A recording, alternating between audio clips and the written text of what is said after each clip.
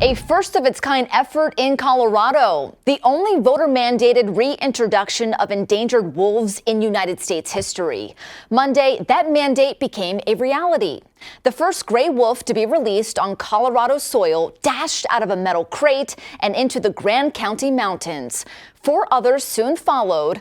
Wildlife officials worked from dusk until dawn to capture the 5 wolves Sunday in Oregon. 2 teams in Oregon used planes to look for wolf tracks and analyze data from wolf collars. Teams and helicopters shot the wolves with tranquilizers. Veterinarians and biologists then checked their health, took blood and tissue samples, and equipped them with radio collars.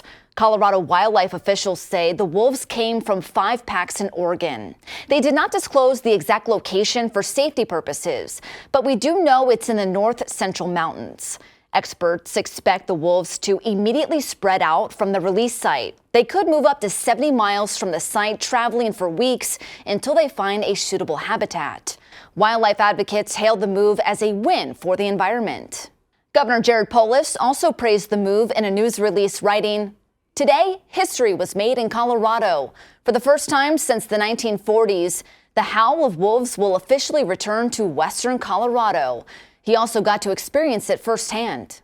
The measure, approved by voters, relieved pressure on the Colorado Department of National Resources, allowing the agency to reintroduce wolves by December 31st, the deadline set out by voters in the 2020 ballot measure that narrowly passed 51% to 49%.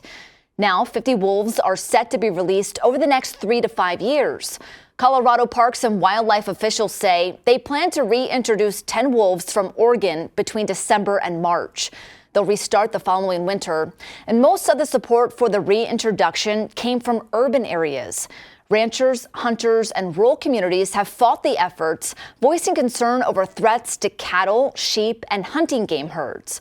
2 ranchers groups sued state and federal wildlife officials days before the capture and release in an attempt to delay the efforts, but were denied by a federal judge on Friday.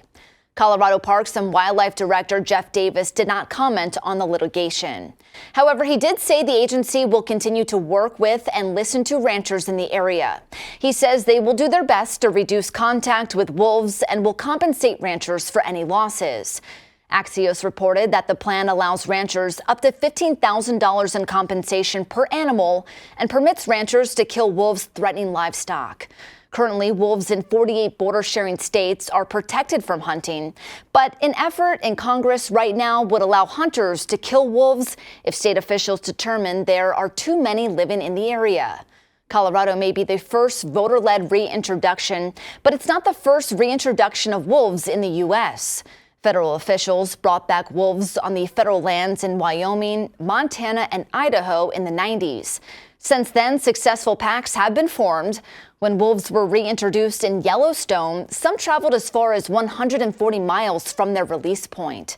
But most remained within 50 miles of the drop-off, according to a 1995 wolf reintroduction study. Federal officials say the newly introduced wolves killed 256 sheep and 41 cows on nearby ranches in the first 8 years. At the same time, the National Audubon Society says wolves enhance biodiversity in the park, allowing new growth by killing overpopulated species like elk, who destroyed habitat through their feeding and grazing.